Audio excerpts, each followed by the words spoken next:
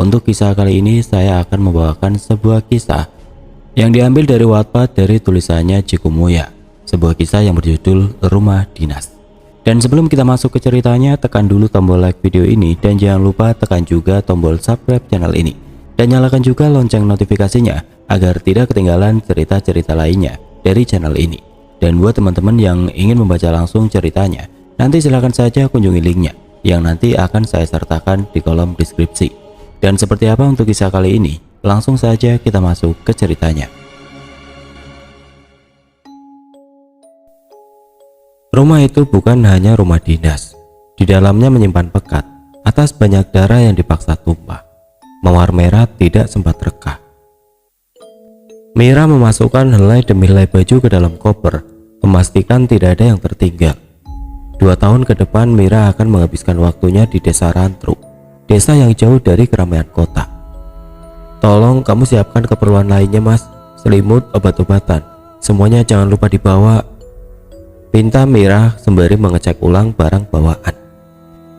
Kalau obat gak mungkin lupa, kan suamimu ini dokter, ucap Sapta tersenyum simpul sembari merekatkan selotip pada kardus terakhir. Ah, benar juga, gumam Mira dengan mimik sendu. Kita hanya 2 tahun loh, gak akan lama, nanti kamu juga akan terbiasa. Kita hidup harus bermanfaat untuk orang banyak. Aku gak masalah untuk tinggal di pelosok desa yang membuatku sedih. Berarti program hamil harus tertunda lagi.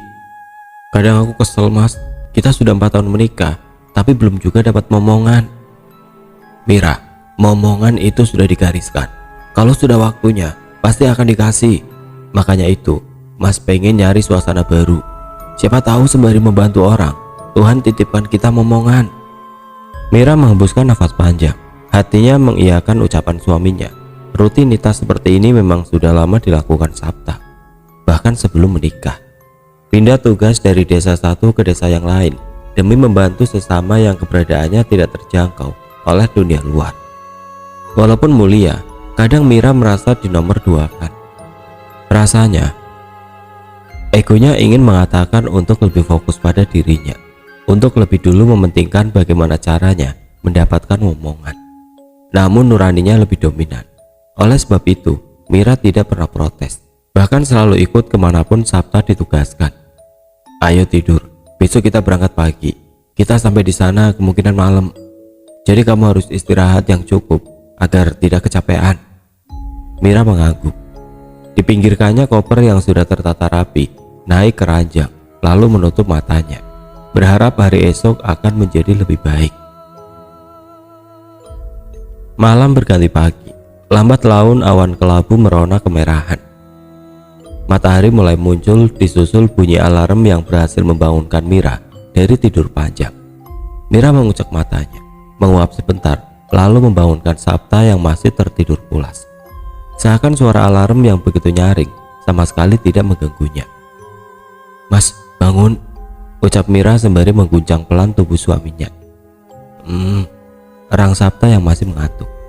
Aku siapin sarapan dulu ya, kamu cepat bangun, pinta Mira, membiarkan Sapta tertidur kembali. Mira meraih tombol lampu, menyalakannya, lalu bergegas menuju dapur. Dengan gesit Mira meraih 2 butir telur, lalu memasukkannya ke wajan. Tidak butuh waktu lama, kurang dari 10 menit 2 telur mata sapi dan nasi panas sudah tersedia di meja. Septa berjalan gontai menuju meja makan. Aroma masakan Mira adalah alarm terbaik, walaupun lauknya sederhana. Cepat sarapan, jam 6 pagi kita berangkat loh. Mira kembali melihat jam dinding. Waktu menunjukkan pukul 5 pagi. Iya, gak usah buru-buru. Tadi aku dapat kabar dari Pak RT. Katanya rumahnya sudah disiapkan. Rumah bekas dokter juga. Dan kebetulan Pak RT sedang berhalangan. Jadi kunci dipasrahkan ke warga yang rumahnya dekat situ. Jadi gak masalah kalaupun kita telat, karena gak ditungguin juga. Begitu ya, syukurlah. Tapi karena kita sudah terlanjur bangun, mending sesuai jadwal aja. Toh kita tinggal berangkat. Kalau kemalaman ngeri juga mas, takut ada begal kalau jalannya sepi. Ya sudah, kalau maunya gitu, ucap Septa sembari memasukkan suapan nasi terakhir. Waktu menunjukkan pukul 6.15 saat Septa mulai melajukan mobilnya dengan kecepatan sedang. Walau masih pagi, jalan sudah dipenuhi dengan kendaraan. Bau knalpot juga membumbung, menyaru dengan udara pagi yang semestinya segar. Nanti kalau di desa nggak ada bau knalpot lagi, nggak ada lampu merahnya, nggak ada macet, terus orangnya ramah-ramah, gumam Septa sembari melirik Mira. Iya, jawab Mira seadanya. Terus sampai sana gimana? Kan nggak bisa dilewatin mobil jalannya, imbu Mira. Ini pertanyaan yang Mas tunggu-tunggu. Dari kemarin kamu masa bodoh terus sih. Iya deh, jadi gimana? Jadi nanti mobil dititipkan di rumah warga. Mas udah nyuruh Asep buat ngambil mobilnya besok. Nah, kita ke desanya naik dokar. Kamu belum pernah naik dokar kan? Jelas Septa. Belum sih, tapi kan malam Mas. Masa naik dokar? Kenapa? Takut ya? Ledek Septa melihat gurat khawatir pada wajah istrinya.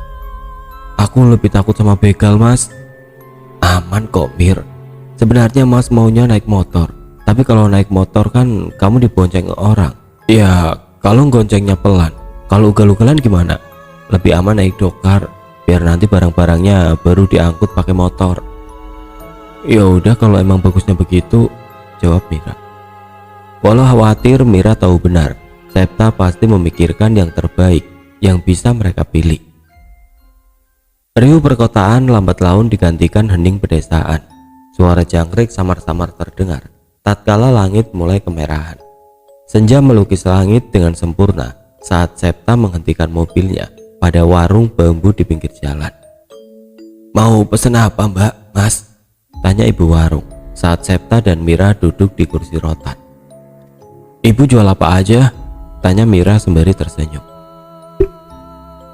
Sego ampok ada, tiwul ada, botok tawon ada, soto ada, rawon ada, lalapan ayam ada. Saya pesen rawon aja satu, sama teh panasnya satu, ucap Septa. Mbaknya mau makan apa? Saya soto aja deh Bu, sama teh panas juga satu, jawab Mira. Ada tambahan? Itu aja dulu Bu, jawab Septa membuat ibu warung bergegas membuatkan pesanan. Mira menghirup aroma pedesaan dalam-dalam. Bau tanah yang membaur dengan bau tanaman membuatnya nyaman, apalagi dengan suasana sejuk yang jauh dari sesaknya kendaraan. Bagian inilah yang paling Mira rindukan saat menemani suaminya bertugas. Mulai menikmati kan? Tanya Septa melihat senyum Mira yang kembali merekah. Iya, tapi kamu harus janji kalau sepulang dari desa aku belum hamil, kamu gak boleh nunda buat program hamil. Kamu juga harus nolak kalau dipindah tugaskan di pelosok desa, pinta Mira sungguh-sungguh. Iya, jawab Septa sungguh-sungguh.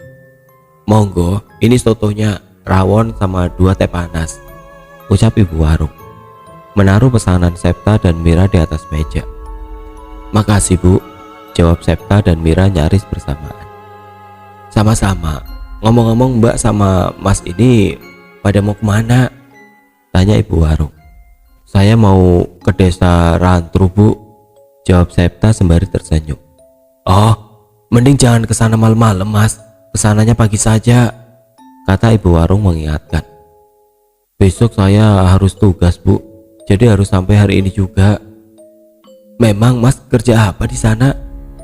Saya dokter umum Bu. Oh, ya sudah, monggo diteruskan, jawab ibu warung setengah kaget. Walau begitu tidak ada kata-kata lain yang keluar dari mulutnya. Ibu itu kenapa deh Mas? Kok kayak kaget gitu pas kamu bilang kamu dokter? Tanya Mira penasaran.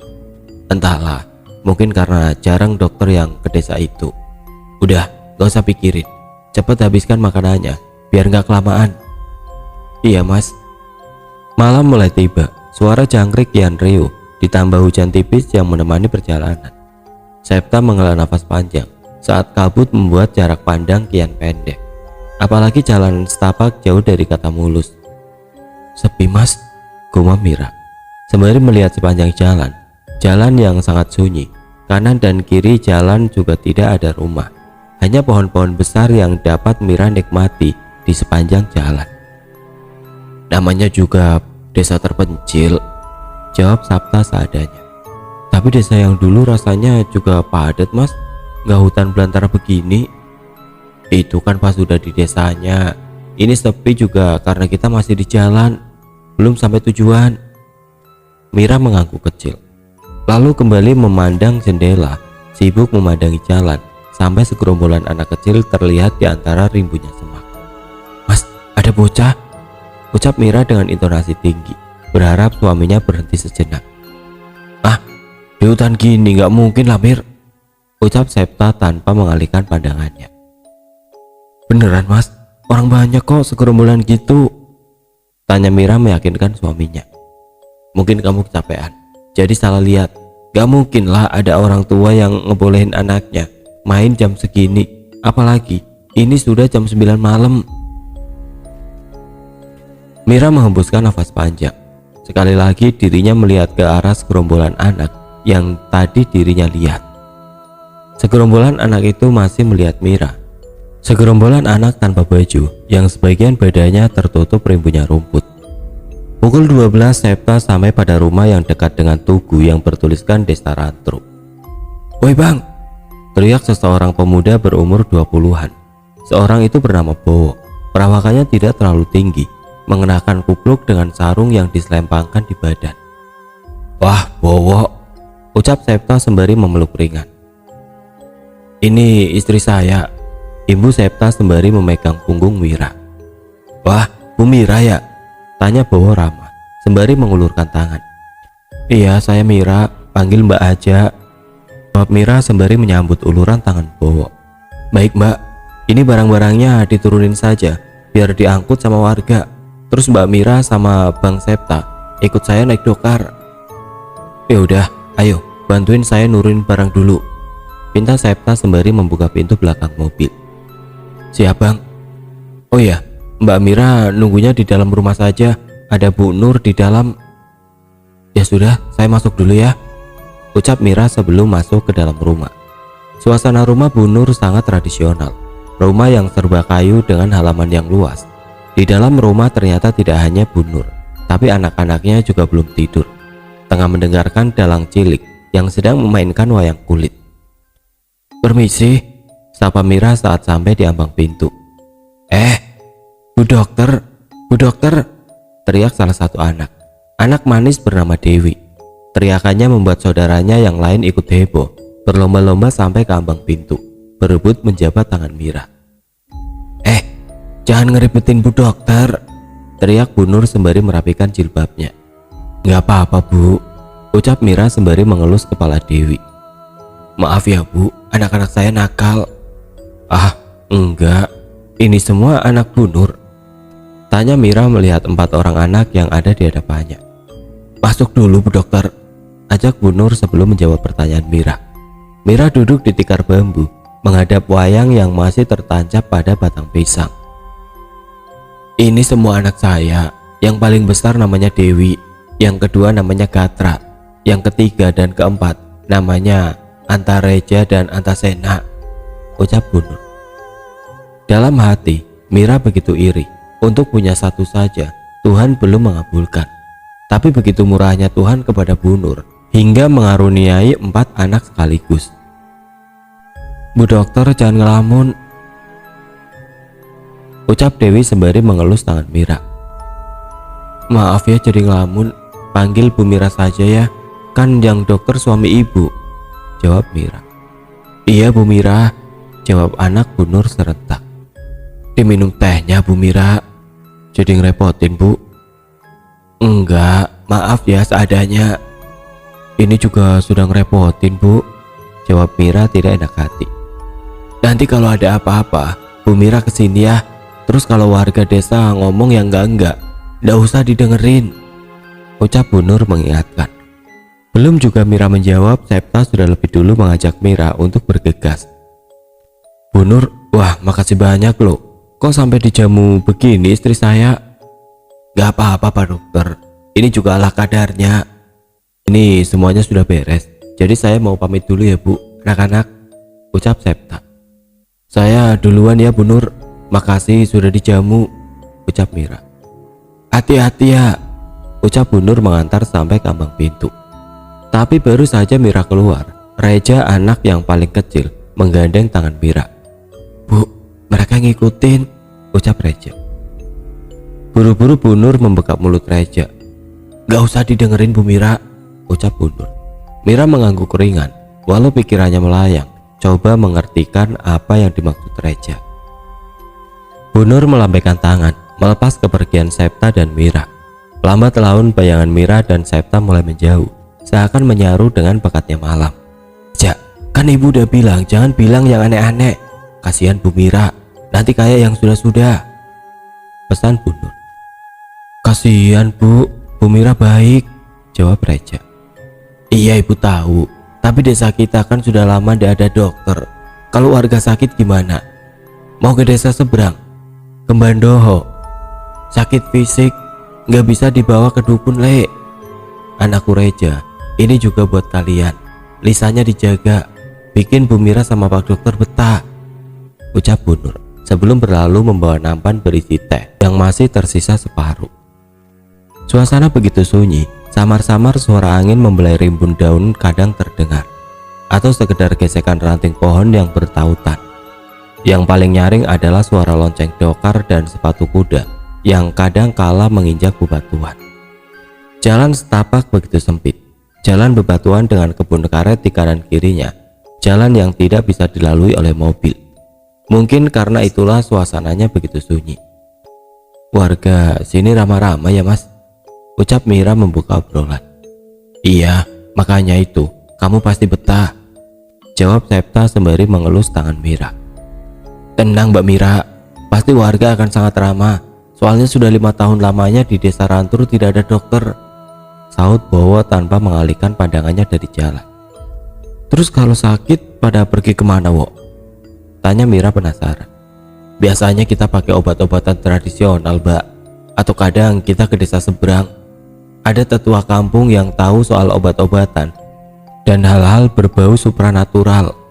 Namanya Bandoho." "Bukannya bahaya ya, Wo? Kalau sakit fisik malah ke dukun?" Mira seakan tidak setuju. "Namanya juga kampung, Mbak Mira. Kalau nggak percaya ke dukun, mau percaya ke siapa? Dulu juga di desa seberang sempat ada bidan, ahli gizi dan perawat. Hanya saja mereka nggak selamat. Entah apa yang mereka perbuat. Perawatnya jatuh ke jurang waktu perjalanan. Ahli gizi juga ditemukan sama warga dalam keadaan bisu. Dan yang satu lagi hilang dan belum ketemu sampai sekarang," terang Bowo panjang lebar. "Udah Wo, jangan dilanjutkan, nanti istri saya malah nggak tenang," ucap Septa mengingatkan. "Waduh, maaf lu Mbak Mira, tapi tenang, itu cerita dari desa Rawatelu, desa seberang, bukan desa Rantru," jelas Bowo gelagapan. "Nggak apa-apa kok Wo, kan saya tadi yang penasaran," jawab Mira ringan. Jawaban Mira memotong pembicaraan, membawa kembali sunyi yang panjang. Semua seakan sibuk dengan pikiran masing-masing, sampai tidak terasa dokar berhenti pada rumah kayu yang cukup bagus jika dibandingkan rumah warga yang lain. "Sudah sampai Mbak Mira dan Bang Septa. Ini kunci yang dititipkan Pak RT. Semua sudah disediakan, dari kasur sampai perabotan ala kadarnya. Semoga betah ya Mbak Mira dan Bang Septa. Kami mohon pamit, besok kita ketemu lagi buat penyuluhan," ucap Bowo berpamitan. "Makasih banyak ya Wo, dan bapak-bapak yang sudah bersedia mengangkut barang-barang saya.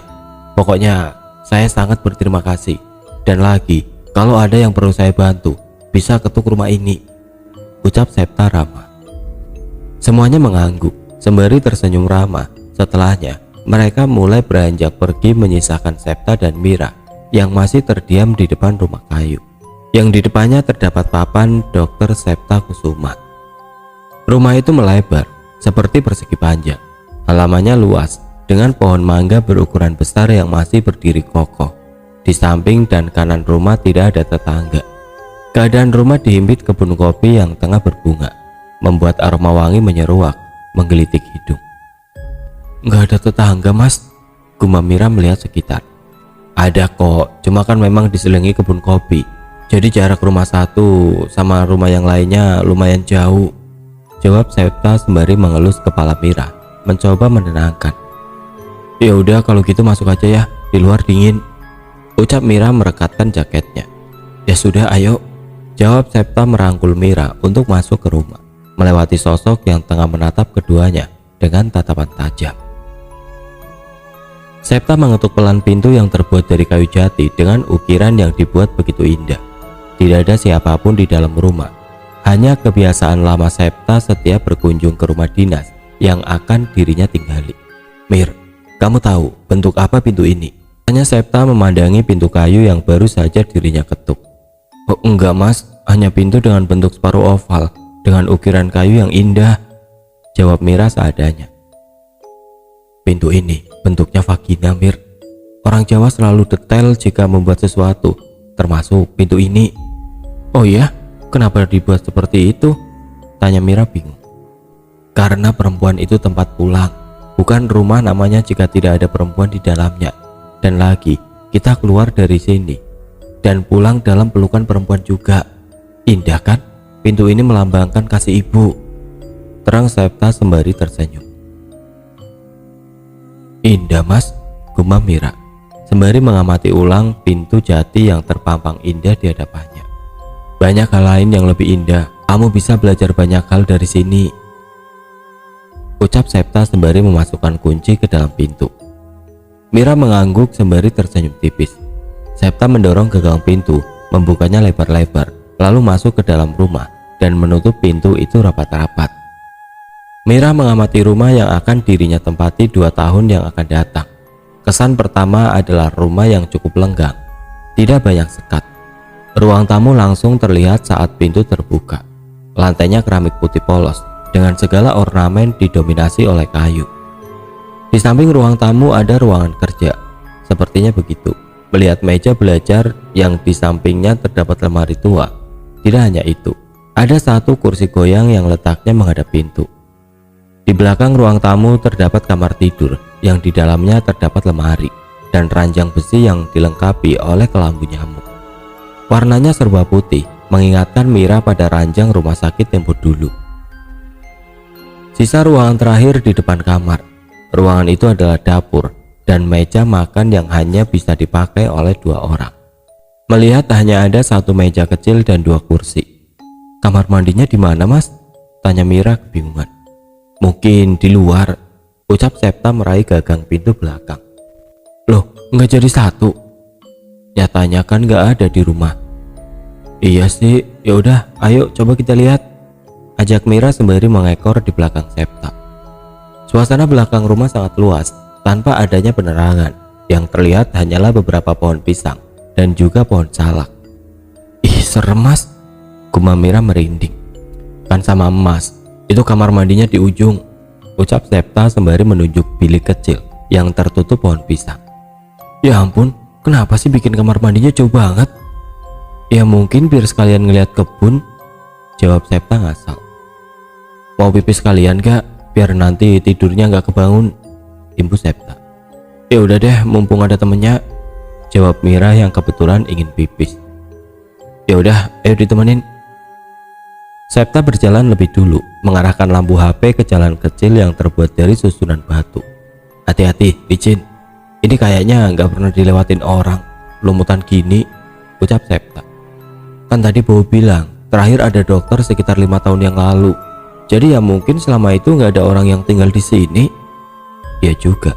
Ya udah buruan masuk, mas tunggu di depan pintu," suruh Septa saat sampai di depan bilik bambu yang terlihat baru. Mungkin kamar mandinya sudah diperbaiki, tapi jalannya tidak.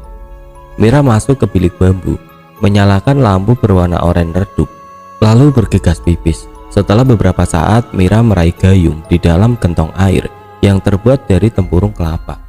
Mira menghentikan aktivitasnya, mencoba memekakan telinga. "Suara bayi," gumam Mira pada diri sendiri.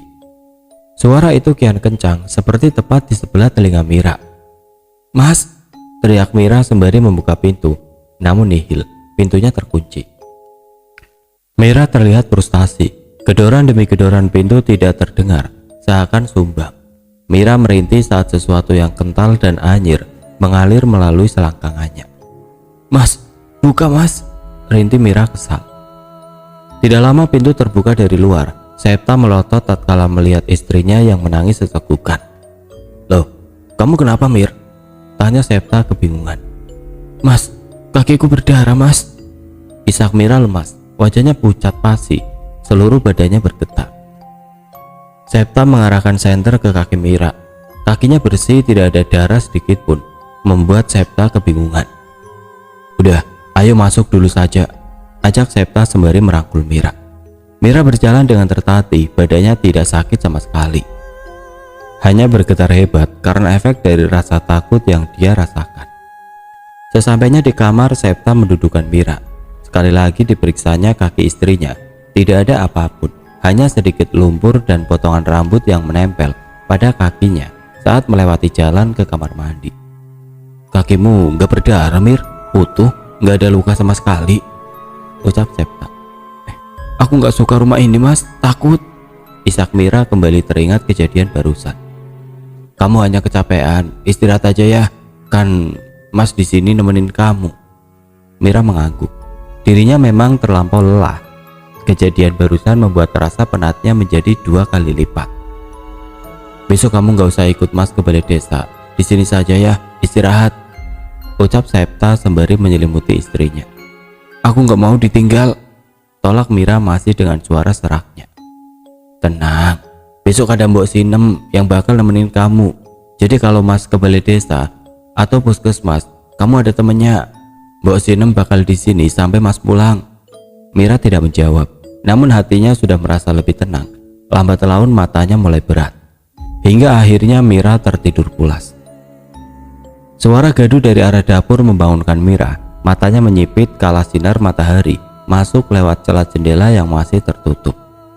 Mira beranjak dari ranjang. Lehernya sakit, sama dengan apa yang dirasakan badannya.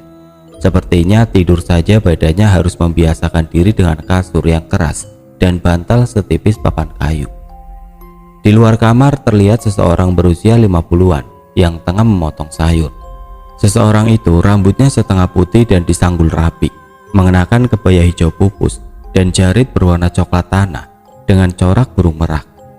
Seorang itu bernama Mbok Sinem, seseorang yang dijanjikan Septa semalam. Udah bangun Bu Mira?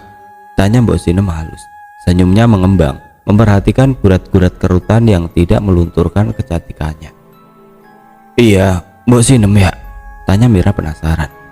Iya Bu, saya Sinem, ibunya Bowo.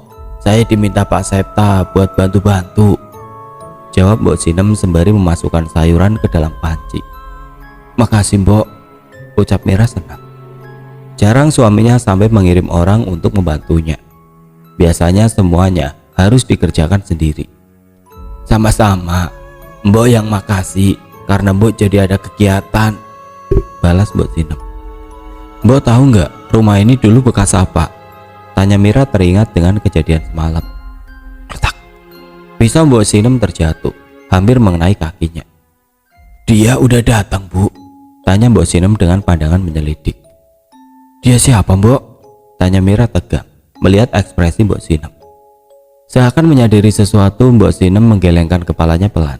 Senyum mengembang pada bibirnya, seakan sesuatu yang membuatnya kaget tidak pernah ada. Bukan siapa-siapa. Dulu di sini bekas dokter juga, dokter kandungan. Hanya saja orangnya nggak betah dan pergi dari desa ini, jawab Mbok Sinem tanpa memandang wajah Mira. Mending Bu Mira mandi saja, habis itu sarapan, sebentar lagi makanannya siap, imbu Mbok Sinem sembari menyiapkan piring. Angin berembus pelan, membelai badan Septa yang tengah beradaptasi dengan rasa dingin. Padahal waktu sudah menunjukkan pukul 10 pagi, yang mestinya suasana harusnya lebih hangat. Namun tidak bisa dipungkiri, Septa begitu senang melihat antusiasi warga yang begitu besar. Balai desa yang luas kini penuh sesak, memperlihatkan hampir keseluruhan warga desa Rantru. Jadi Bapak dan Ibu, ini adalah Dokter Septa yang jauh-jauh dari kota untuk melayani warga desa Rantru. Beliau ini dokter umum. Selama di desa ini, beliau akan berada di puskesmas dari jam 8 sampai jam 3 sore. Selebihnya, beliau berada di rumah. Jadi untuk Bapak dan Ibu yang memiliki keluhan, monggo jangan sungkan-sungkan datang berobat ke Dokter Septa, jelas Pak Dharma selaku RT di desa Rantru. Warga mengangguk dengan senyum mereka menyambut hangat kedatangan Dr. Septa. Pertama-tama saya sungguh sangat-sangat berterima kasih atas antusias Bapak dan Ibu yang begitu besar. Saya di Desa Rantru mengabdikan diri selama 2 tahun lamanya untuk membantu warga mendapatkan tindakan medis yang sesuai dengan keluhan. Jadi jangan sungkan-sungkan ya Bu, Pak, untuk berkunjung ke puskesmas jika ada keluhan atau sesuatu yang ingin ditanyakan, ucap Septa hangat.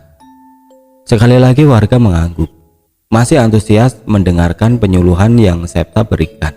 Bahkan saat membuka sesi pertanyaan pun, banyak yang antusias bertanya.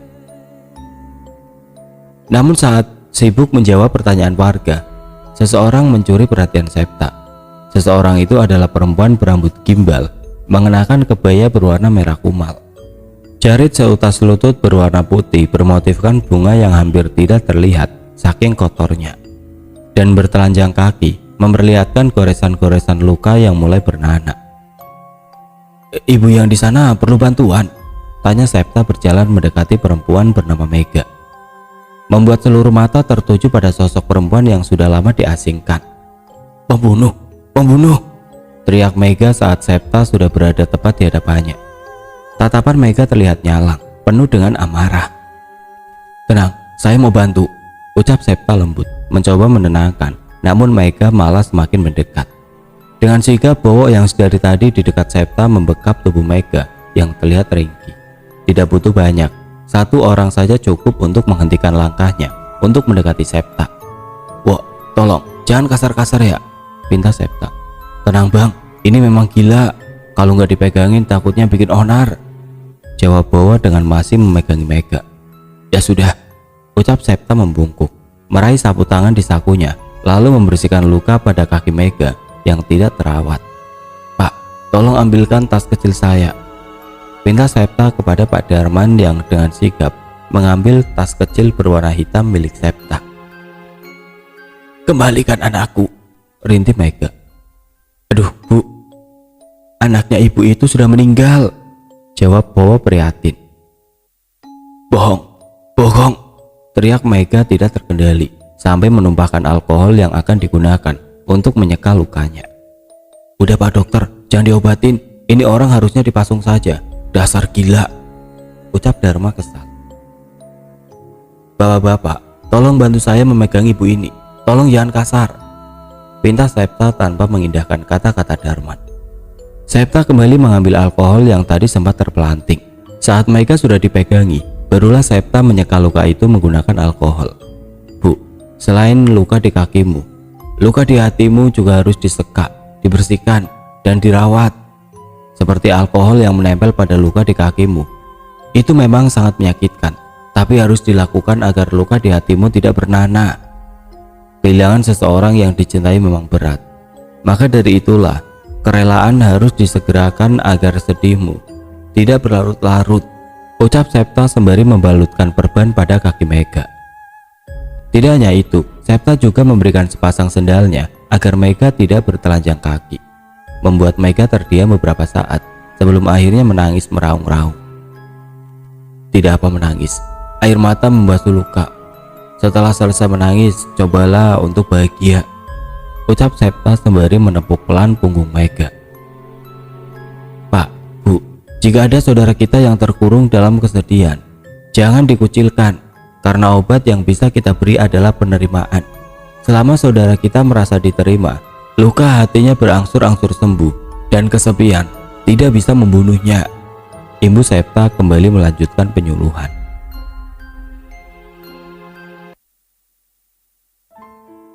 Oke teman-teman, sampai di sini dulu ceritanya. Nantikan kelanjutan kisah ini di video berikutnya. Agar tidak ketinggalan, klik tombol subscribe channel ini dan nyalakan lonceng notifikasinya. Wassalamualaikum warahmatullahi wabarakatuh.